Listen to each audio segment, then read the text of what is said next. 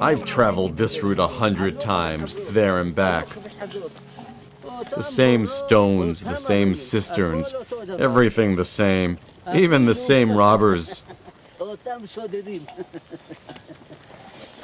Only the people come and go, but everything remains the same.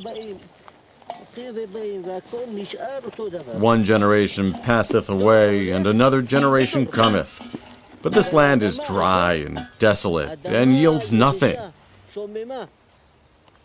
Is this Eretz Yisrael, a land flowing with milk and honey, the Holy Land? Why did you come here? What have you got here? Silver, gold? All we've got is sand, disease, filth, stones. Why did you come here? To suffer? We came to God's land because it's waiting for us. It wants us to come here. It yearns to be redeemed. It wants you. Is that how you're going to achieve redemption? By force? By forcing the hand of God?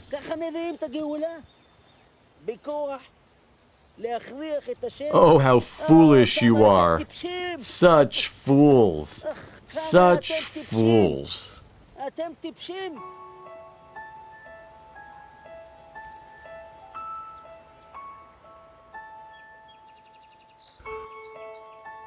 We've been here in Eretz Yisrael for 4 years. Have we enjoyed its bounty or rejoiced in its rebuilding? No. We've experienced the epidemic that swept through Safat. There were 9 of us. Now only my daughter Shendel and I remain.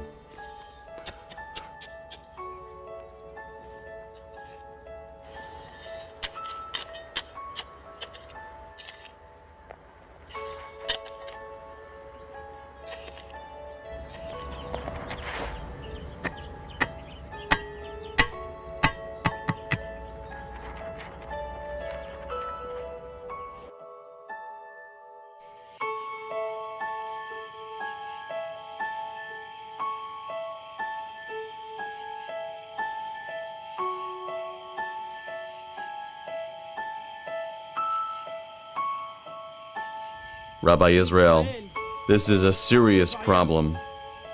The air is not good here. Why did you come here? The air is not good here. May Allah have mercy on you.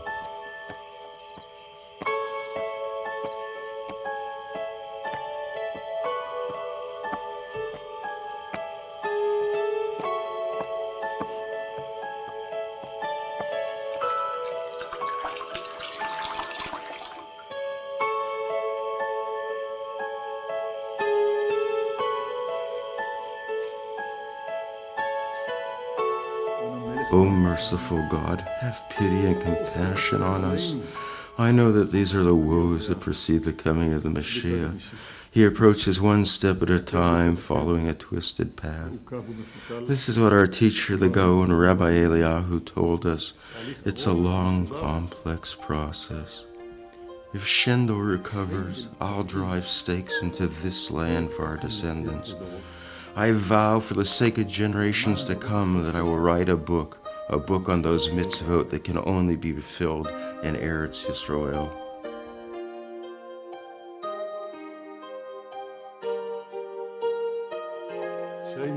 Shendel did recover. We returned to Safat. I remarried and raised a new family, devoting all my time to serving the community.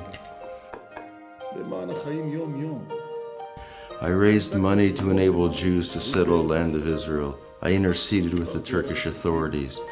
Unfortunately, I could not find time to write my book about the mitzvot practiced in Eretz Yisrael.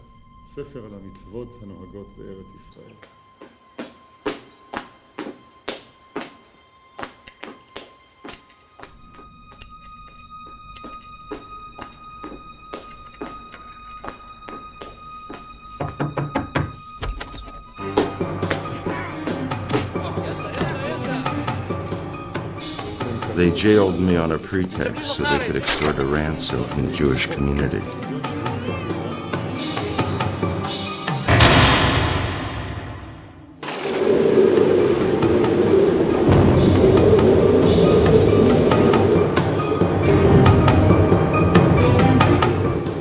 It was right before Purim. There was a terrible storm. We were all at home, Yuta, the girls, and I. Suddenly, the house collapsed on us. It was a miracle. None of us was harmed. For me, it was a sign from heaven. I must fulfill my vow.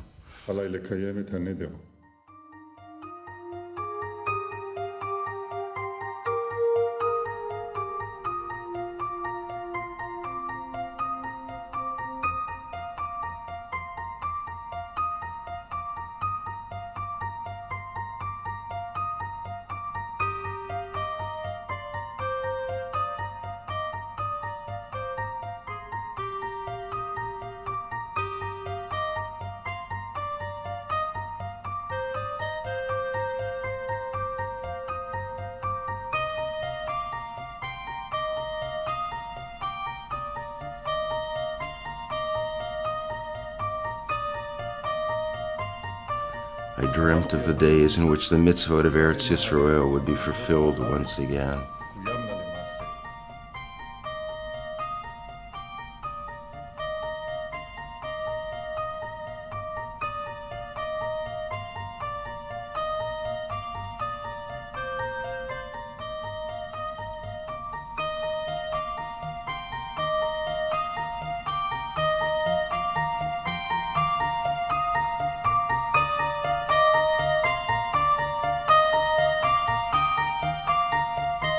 At the time I was writing my book, Rabbi Yisrael came to Eretz Yisrael and settled in Safat. He came from a Hasidic family, an energetic man blessed with many talents. He painted pictures, made watches, designed and cast typefaces, and even manufactured remedies to heal the sick. Eretz Yisrael was the bond between us.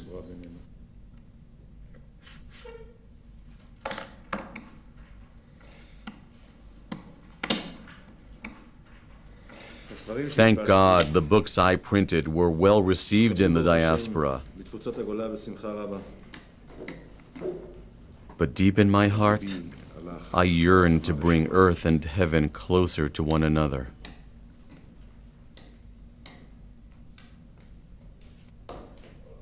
When Rabbi Yisrael of Shklov showed me his manuscript, I could sense the soil of Eretz Yisrael on every page, its fragrance after the rain, its myriad hues, its texture. My senses reeled and my heart sang. I yearned to plow, sow, and reap. I wanted to fulfill the mitzvot of Eretz Yisrael with my own hands.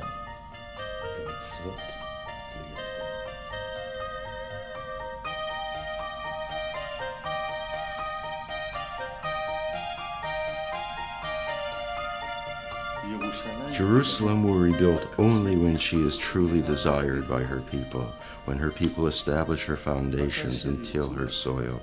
We have to build, plow, sow. We must take action.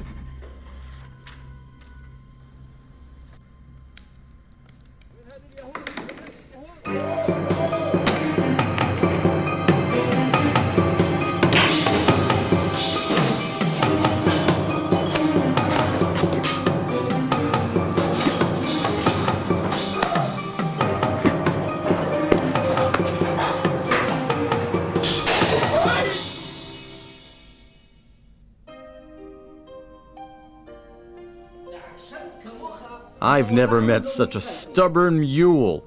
Enough! Enough already. When will you understand? Are you blind? Can't you see? Is this redemption? Tell me, is this redemption? You are defying God's will. You and your dreams are bringing us disaster.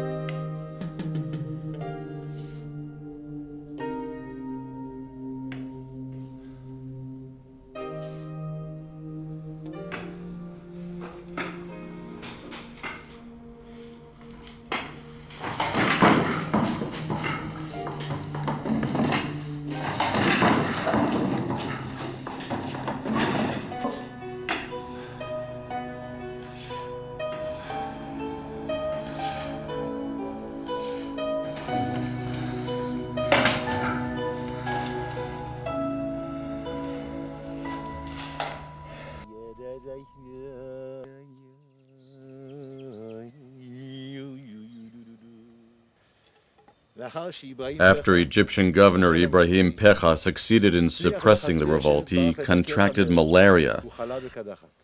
But with God's help, I succeeded in curing him. As a token of his appreciation, he gave me a parcel of land in Jermak village on Mount Meron.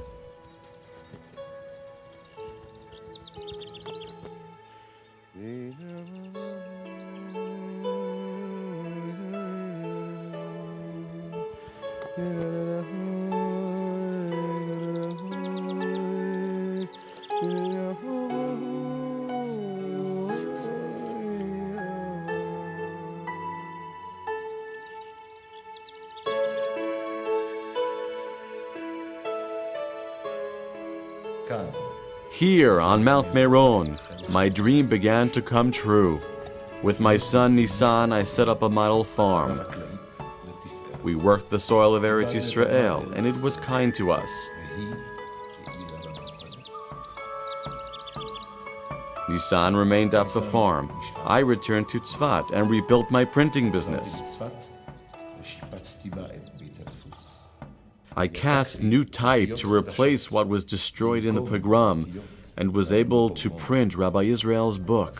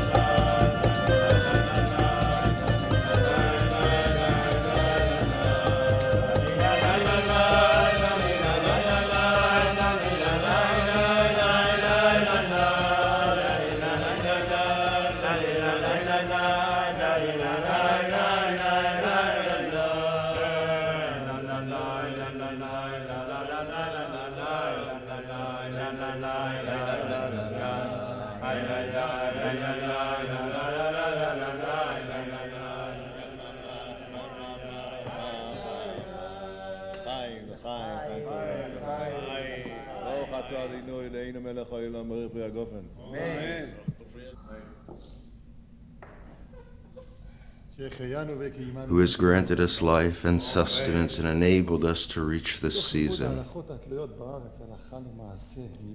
By studying the mitzvot of Eretz Yisrael found in this book, we prove and strengthen our faith in redemption.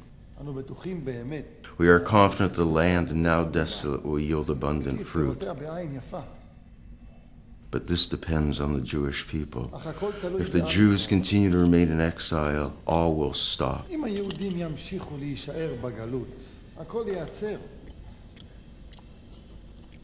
land of Israel will not be rebuilt without the people of Israel.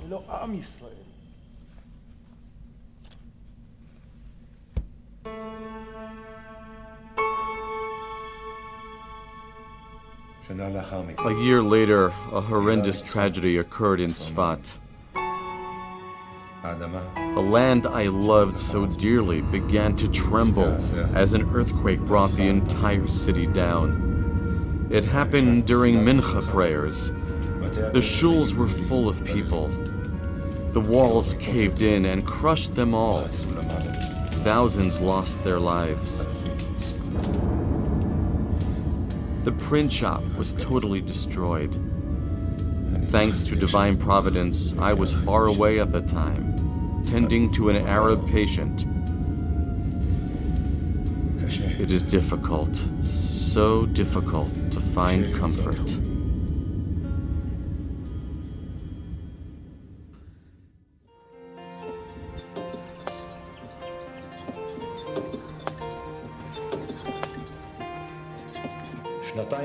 Two years after that, Sir Moses Montefiore and his wife Judith came to visit us.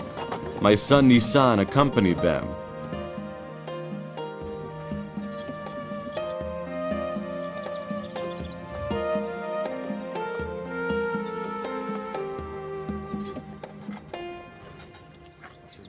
Greetings, welcome. I am so pleased that you took the time to grace us with your presence. We are honored by this privilege. We're so happy to hear of your grandson's birth. Mazel tov. May there be many more like you among our people. Indeed. But most Jews remain in exile. They live well there, involved in worldly pursuits. Besides, it is impossible to acquire any more land.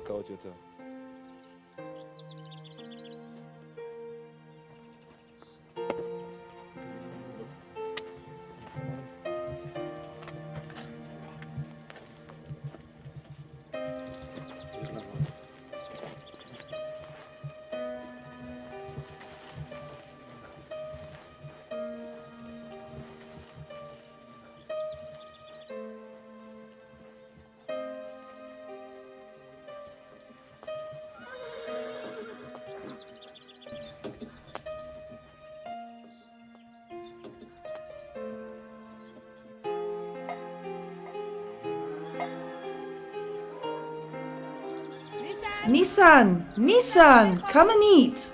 Just a minute.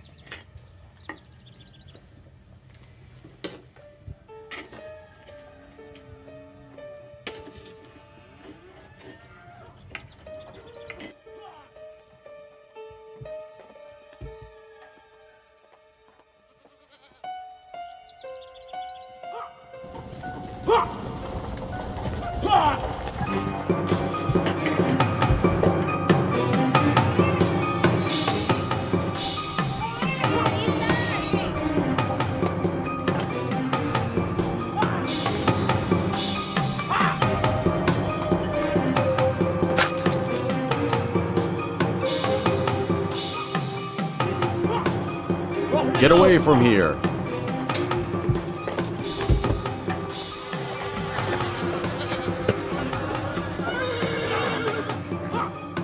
The Turks ousted the Egyptian governor and again took over Eretz Yisrael. Rabbi Yisrael of Shklov farm was taken from him, and Jews are no longer permitted to acquire land.